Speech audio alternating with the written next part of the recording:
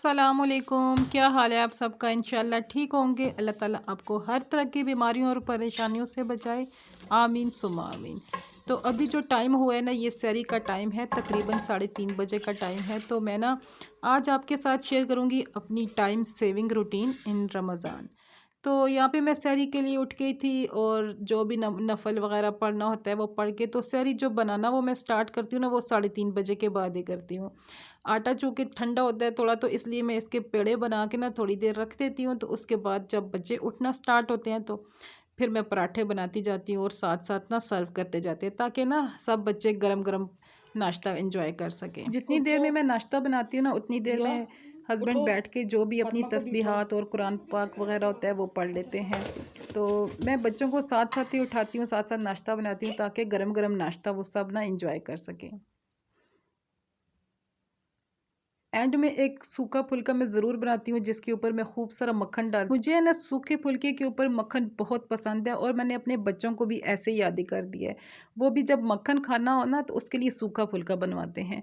तो आप भी ट्राई कीजिएगा, सूखे फुल्के के ऊपर मक्खन बहुत ही मज़े का होता है, बजाय इसके कि आप पराठे के ऊपर डालें। अच्छा, यहाँ पे हमारी सैरी वगैरह हो गई थी, तो उसके बाद मैंने किचन जितना हो सकता था मैंने टाइडी कर दिया था, काउंटर वगैरह साफ़ कर दिए थे। बर्तन मैंने नहीं धोए इस वक्त, बर्तन मैं कभी भी नहीं धोती, क्योंकि ये टाइम बर्तनों में वेस्ट करने के बजाय अगर हम इबादत जो करनी होती है हमने एक्स्ट्रा वो कर लें, वो ज़्यादा बेहतर होती है, क्योंकि ये टाइम जो होता है ना वो इबादत के लिए बेस्ट होता है। तो काम तो बंदा दिन में किसी वक्त भी कर सकते हैं। तो ये टाइम हुआ था अभी 4:45 का। बस इस टाइम हम नमाज और कुरान वगैरह पढ़ के तो सो जाएंगे, क्योंकि इस टाइम नींद बहुत सख्त आई होती है। तो ये नहीं कि बगैर सोए भी पूरा दिन भी नहीं गुजर सकता, क्योंकि काफ़ी ज़्यादा काम होते हैं करने के। बच्चे उठ के अपने अपने इंस्टीट्यूट जहाँ भी जाना होता है वो ख़ुद ही चले जाते हैं। तो हम जो है ना वो 9 बजे उठते हैं। हमारी जब हेल्पर आती है बेल की आवाज़ से ना, हम 9 बजे हमारे दिन का आगाज़ होता है।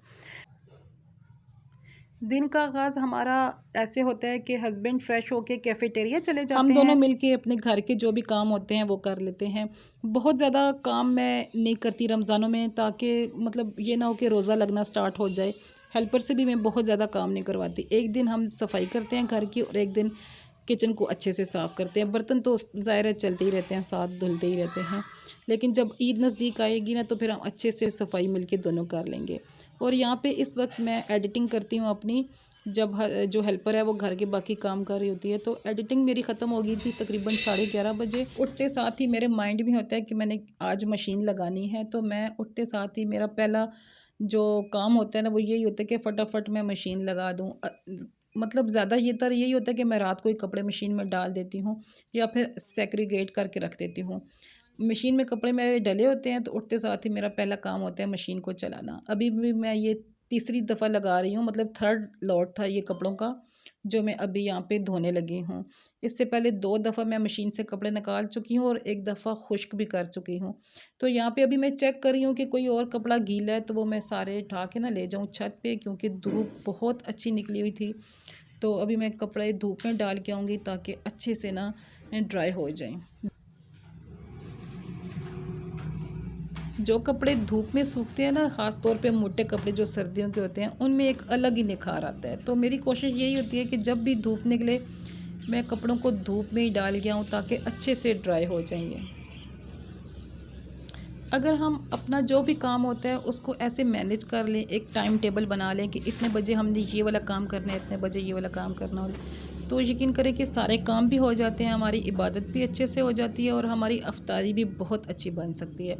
क्योंकि रमज़ान में ये होता है कि दिन का खाना नहीं बनाना होता है, तो ज़ोहर से पहले जितना भी काम होता है, जो भी एक्स्ट्रा काम होते हैं, कपड़े धुलने होते हैं, आपने अगर जो घर की डीप क्लीनिंग करनी होती है, या जो भी आपके एक्स्ट्रा काम होते हैं, आयरन करने होते हैं, वो आप उस टाइम पे रखें ज़ोर से पहले। ज़ोर के बाद आप कोई भी ऐसा काम ना रखें जो टाइम कंज्यूमिंग हो।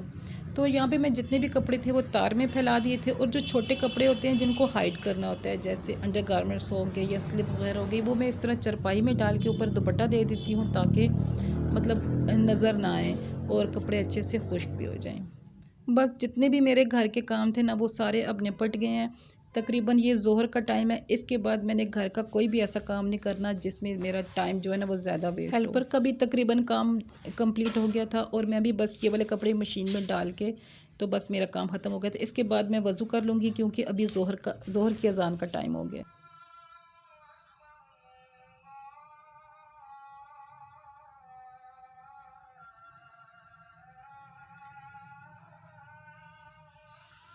अक्सर ऐसा होता है ना कि मुझे वो हरम की अज़ान याद आती है, तो मैं वो लगा के ज़रूर सुनती हूँ, बहुत सुकून मिलता है वो आवाज़ सुन के। तो जब भी याद आए तो मैं ज़रूर लगाती हूँ। फ़जर की नमाज़ के बाद जो दूसरा बेस्ट टाइम होता है ना इबादत का, मतलब कुरान वगैरह पढ़ने का, वो होता है ज़ोहर की नमाज़ के बाद। ज़ोहर की नमाज़ से लेके असर की नमाज़ तक आप जितना भी पढ़ सकते हैं, ये आपके पास बहुत फ्री टाइम होता है। आप यहाँ पे इस टाइम पे पढ़ सकते हैं, क्योंकि असर की नमाज़ के बाद ना फिर अफ्तारी का टाइम हो जाता है। फिर अफ्तारी बनानी होती है, तो उसके लिए किचन में आपको जाना पड़ता है। तो मैं भी आ गई थी किचन में असर की नमाज़ के बाद। यहाँ पे मैं बना रही हूँ स्ट्रॉबेरी जूस, जिसमें मैंने चीनी डाली थी, बर्फ़ डाली है और पानी डाल के ना, और जाम शीरी भी डाला था, वो मैं शायद यहाँ पे रिकॉर्ड करना भूल गई थी।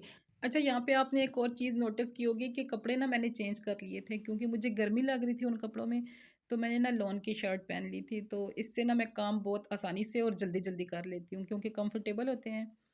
यहाँ पे हमारा जूस भी रेडी हो गया था। 2 जग में मैं डालूँगी, उसका रीज़न ये है कि इसमें ना हमने स्प्राइट डालनी थी, तो इसलिए मैं इसको 2 जग में डालूँगी ताकि स्प्राइट के लिए ना जगह बच जाए।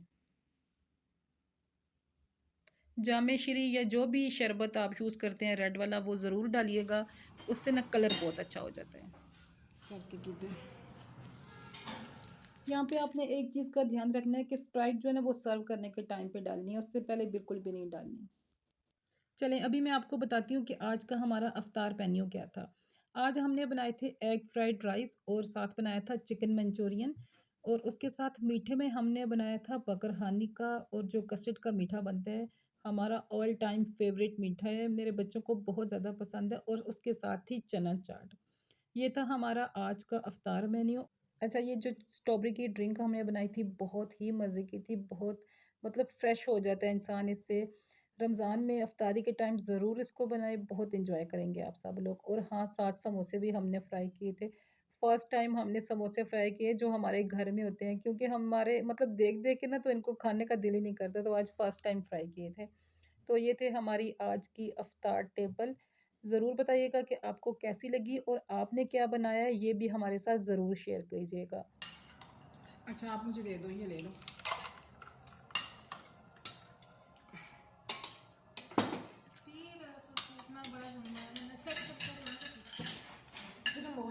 आधा तो पी चुके हो।